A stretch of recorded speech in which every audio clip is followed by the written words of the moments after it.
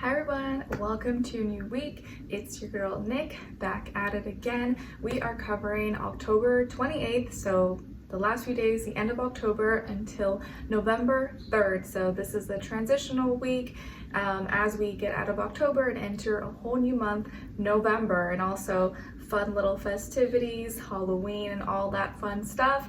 I'm dressed up a little extra today, just wanted to be a little festive even though I'm not dressed up as a specific thing. I'm just a little spooky vibes. Okay, so we're gonna go over the weekly astrological energies video, and then we'll go into your individual weekly readings for each sign. And since we have a new moon this week, I'm gonna get a new moon message for each of you using my Mermaid Oracle card since we are in Scorpio season. All right, and then happy birthday shout out to all my Scorpios. You guys are the stars of the show, and as I promised and told you guys, you will be posted first until the end of your season. So all right, let's get started. So my lovely people, okay, so starting off the week, October 28th, we have three things going on. So at the beginning of the day, in the morning around 8:30, we have Mars that's still in Cancer trining Neptune in Pisces. So here our passions, our motivations, our actions has actually a gift to be a little more creative, dreamy, imaginative, maybe even delusional. So it can go either way. You can use it in a positive way, or it can also be used maybe in a not so positive way. And especially keep in mind, remember Mars is fallen in Cancer, so it is weak, debilitated. But maybe here we get a little bit, a little creativity, a little boost, have a little fun because of Neptune. So maybe if you're doing something that you don't really like to do, if you make it a little more fun, a little more creative, you might feel a little more motivated to do it or to want to go for it. It's like maybe if you get to dress up while you go to work or listen to music or do something you like, it makes the tasks a little more pleasant, or it makes time go by a little bit faster when you're doing something you don't really want to do.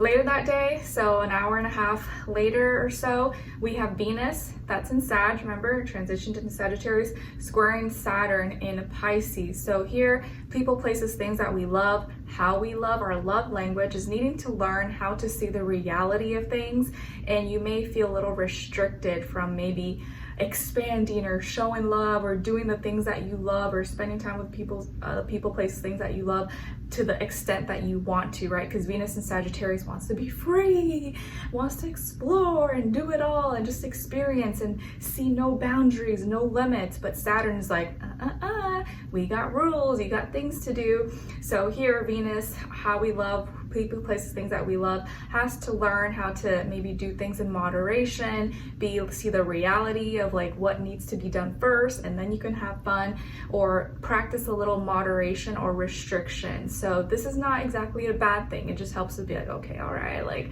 I can do that, I just can't go too far with certain things.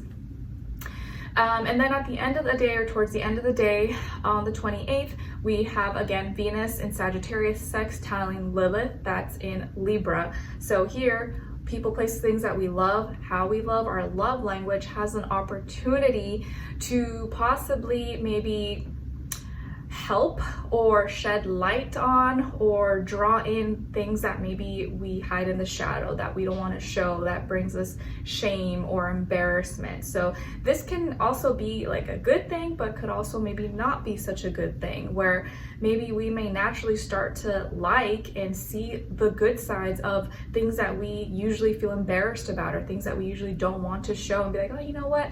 It's not that bad, or it's not that embarrassing, and maybe I should just, go with it and expose it or share it instead of hiding it or thinking that people are going to judge me for it.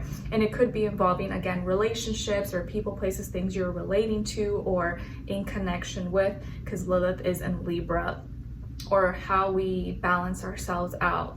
Okay, all right, and then on October 30th, we have Mercury, that's still in Scorpio, opposing Uranus, that's in Taurus. So here, how we're thinking and communicating, some deep fixed water Scorpio, is having that tension and division with Uranus, that's in Taurus, fixed earth. So fixed water versus fixed earth.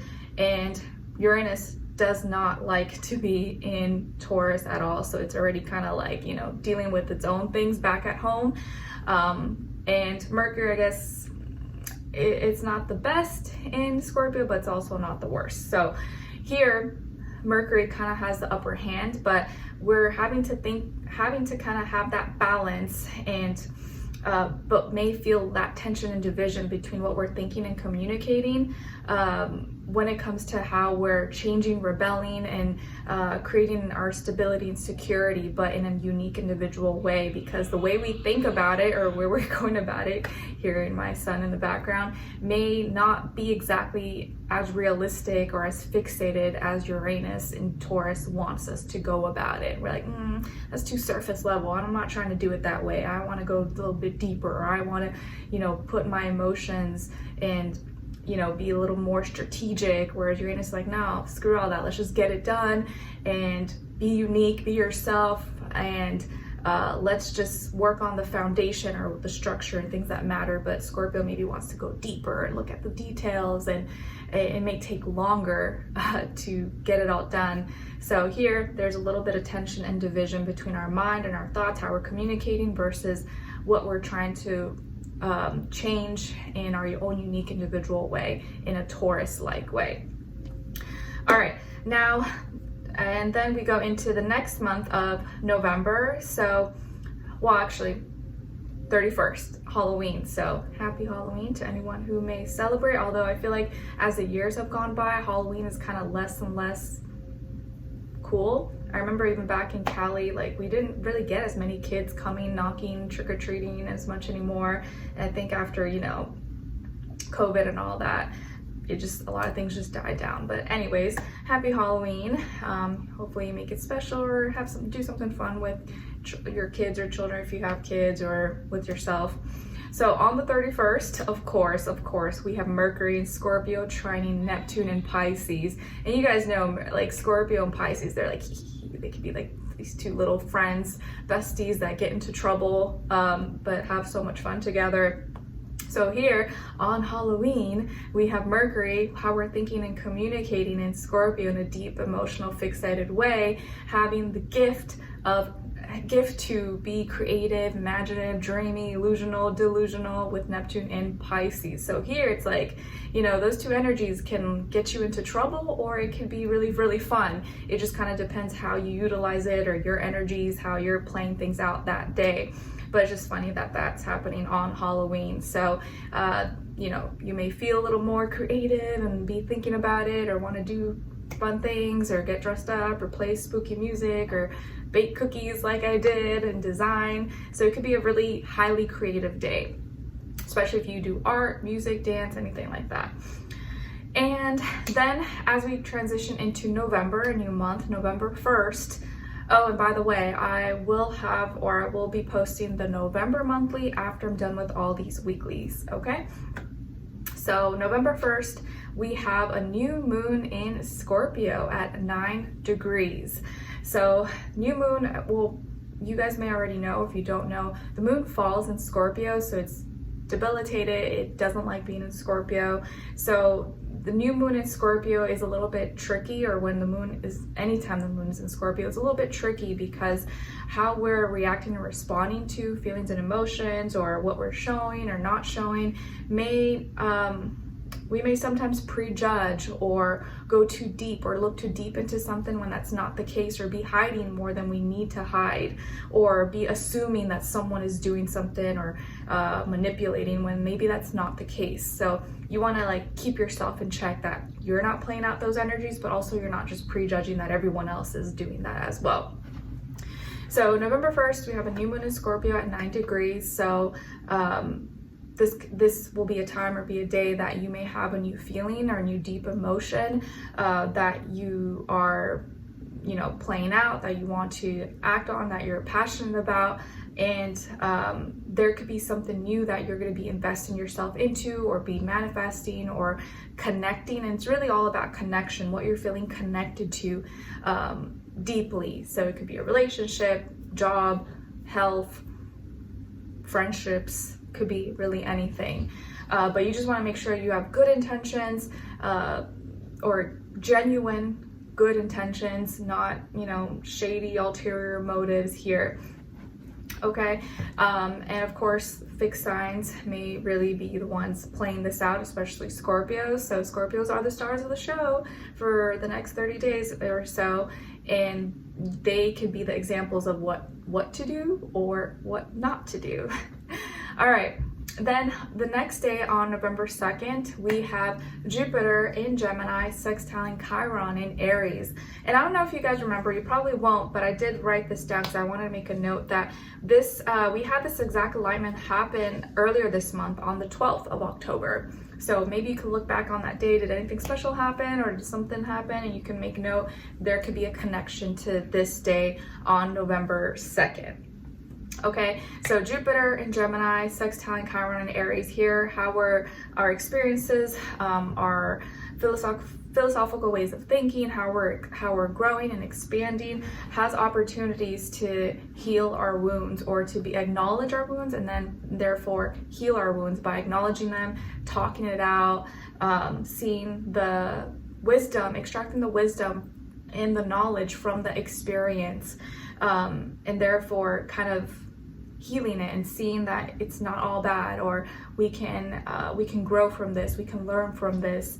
And even if it was a terrible situation that happened or that we experienced, we don't have to live in that reality anymore. We can learn and grow from that experience and see it as like, maybe if that hadn't happened, I wouldn't be where I am today, or I wouldn't be who I am today. So not a bad alignment here. Later that day, or still kind of in the morning of November 2nd, we have Mercury in Scorpio trining Mars in Cancer. So how we're thinking and communicating has gifts to help us go for our passions, motivations, maybe even take action on things that we were hesitant about or didn't want to do, or we just may be thinking more about our passions and actually acting it out. Okay, because it's things that maybe we actually want to do, even if we didn't feel as motivated before. Then towards the afternoon, November 2nd, we have Mercury sextiling Pluto in Capricorn. So now how we're thinking and communicating has opportunities to help us transform, change. And this can be used, again, in a good way or in a maybe not so great way. So you got to keep your mind in check on this day, because there's a lot of alignments here with Mercury, that how you're thinking and communicating is aligned with where you want to be, because how you're thinking and communicating could get you to transform and change in a way that maybe, or change your life in a way that you don't want it to, or it could be exactly what you do want, or what's going to lead you to your goals and your dreams.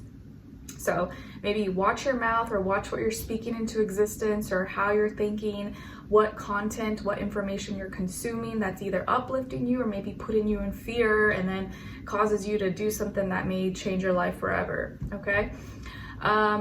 Towards the end of the night, or in the evening of November 2nd, we have Mercury entering now Sagittarius. So we get out of Scorpio, and now it's in Sagittarius, so in mutable fire. But the kicker is Mercury is debilitated, does not do well in Sagittarius, since of course it's home in Gemini and Virgo. So Venus, was it Venus? Or no, Venus is in Sagittarius, I think, right?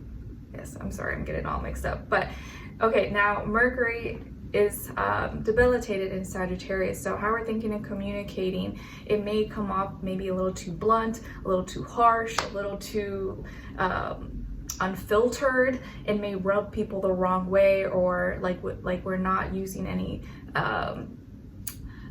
logic. Like you may sound, or people may, like when you're speaking things or thinking about things, it may sound illogical, or like you don't have all the facts, you didn't gather all your information, you're just being in the moment, or spitting fire, and it may either come off like you're not logical or being too harsh and aggressive.